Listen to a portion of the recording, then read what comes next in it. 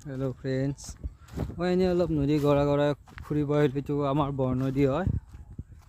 এনে গালে গালে অলপ ফুৰিব আহিলোঁ। এইবিলাক আমাৰ চেলু গছ দিয়ে চেলু গছৰ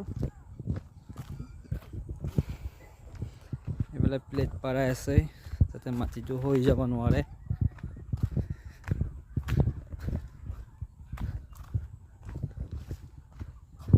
এফালে লোককেইটা বহি আছে, এফালে এতিয়া বহি আছে গাড়ীত। মই তালৈকে যাম, মানে তালৈকে সিহঁতক বিচাৰি যাম।